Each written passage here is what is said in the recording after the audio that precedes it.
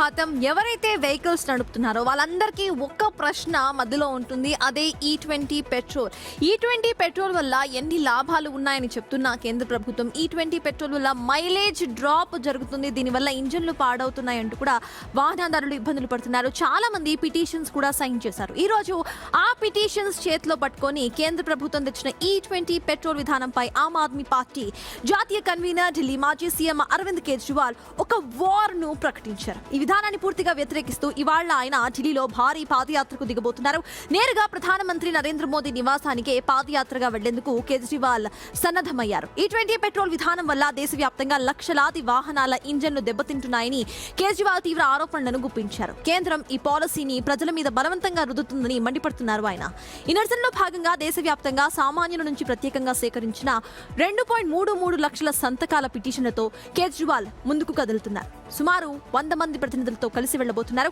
అయితే సుమారు 100 మంది ప్రతినిధులతో ఆయన కలిసి వెళ్తున్నారు. ఇక్కడ 100 మందిని కూడా ఈ 100 మంది వాలంటీర్స్ ను ఆయనే సెలెక్ట్ చేశారు. దీనికి మించి ఎవరు రాకూడదంటూ కూడా ఇప్పటికే ఆమ్ ఆద్మీ పార్టీ కీలక ప్రకటనను కూడా జారీ చేసింది. ఈ సంతకాలతో కూడిన వినతి పత్రాన్ని డైరెక్ట్ గా ప్రధాని మోదీకి అందించాలని చూస్తున్నారు. బట్ పూర్తిగా 144 సెక్షన్ ను అమల్లోకి తెచ్చింది అక్కడ పోలీసులు. ఇక పూర్తిగా అక్కడ ఏవైతే రూట్స్ ఉన్నాయో వాటన్నింటినీ కూడా దిగ్బంధించారు. ఈ పాదయాత్ర నేపథ్యంలో ఢిల్లీలో రాజకీయ వాతావరణం ఒకసారిగా వేడెక్కింది.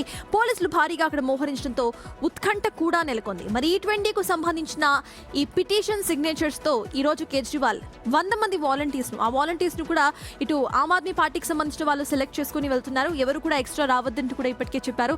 ఈ నిరసనకు ముందరే ఇటు ఆమ్ ఆద్మీ పార్టీకి సంబంధించి కేజ్రీవాల్ ఒక కీలక ప్రకటన కూడా ఇచ్చారు.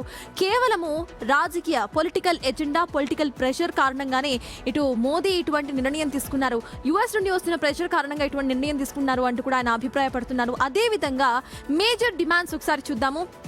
ఆయన ఇస్తున్న మేజర్ డిమాండ్స్ ఒకటి, కేవలం E20 పెట్రోల్ మాత్రమే అందుబాటులో ఉండకూడదు, ప్యూర్ పెట్రోల్ కూడా అందుబాటులో ఉండాలి అంటూ కూడా ఆయన అడుగుతున్నారు. అండ్ E20 పెట్రోల్ కు సంబంధించి ఖచ్చితంగా కూడా ధరలు తగ్గాల్సిందే అంటూ కూడా కేజ్రీవాల్ డిమాండ్ చేస్తున్నారు. మరి ఈ రోజు కేజ్రీవాల్ ఇవ్వబోతున్న ఈ పిటిషన్లను ఇటు ప్రైమ్ మినిస్టర్ నరేంద్ర మోదీ తీసుకోబోతున్నారా, లేకపోతే గతంలో ఇటు రాహుల్ గాంధీని అక్కడ నుండి తీసుకువెళ్ళినట్టుగా పోలీసులు మళ్ళీ కేజ్రీవాల్ ను కూడా బంధించబోతున్నారా చూద్దాము. దీనికి సంబంధించిన అప్డేట్స్ బిగ్ టీవీలో కంటిన్యూ అవుతూనే ఉంటాయి.